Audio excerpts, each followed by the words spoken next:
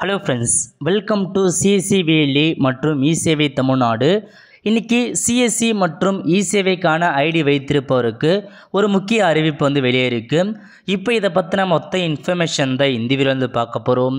இந்த video skip பண்ணாமல் ஃபுல்லாக பாருங்கள். அது மட்டும் அல்ல, இந்த வீடியோ நிறைய பேருக்கு ஷேர் பண்ணுங்கள். ஓகே, அதாவது என்பிசி இருக்காங்க பாருங்கள், அவங்க ஒரு புதிய அறிவிப்பு வெளியிட்டிருக்காங்க. என்னமான அறிவிப்புனா, 1 ஜனவரி 2024 முதல் ஒவ்வொரு ஏஇபிஎஸ் பண பரிவர்த்தனையும் போது உரிமையாளர் ஆதார் அடிப்படையிலான பயோமெட்ரிக் அங்கீகாரத்தை செய்ய வேண்டும் என்பது கட்டாயமாக்கப்படும் சொல்லியிருக்காங்க.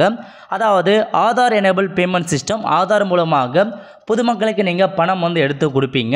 அப்படி நீங்கள் பணம் எடுக்க சொல்ல உங்களுடைய, அதாவது உங்களுடைய உரிமையாளர் இருக்காங்க பாருங்கள், ஏஜென்ட் ஆகிய உங்களுடைய ஆதார் அடிப்படையிலான பயோமெட்ரிக் கண்டிப்பாக நீங்கள் அதன்கிட்ட பண்ணுற மாதிரி இருக்கும். ஒவ்வொரு தரையும் நீங்கள் அவங்களுக்கு பணம் எடுத்து கொடுக்க சொல்ல உங்களுடைய ஆதார் ஆதென்டிகேஷன் நீங்கள் கண்டிப்பாக வைக்கிற மாதிரி இருக்கும். 2 ஃபேக்டர் ஆதென்டிகேஷன் அனுப்புவது கட்டாயமாக்கப்பட்டுள்ளது அப்படின்றத தெளிவாக கொடுத்துருக்காங்க.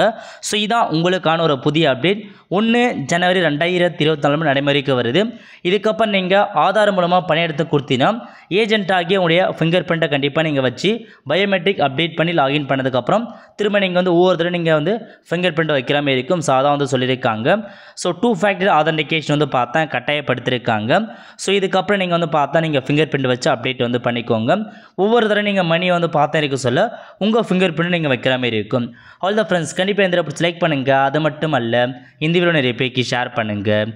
அடுத்த ஒரு நல்ல சந்திப்போம். நன்றி, வணக்கம்.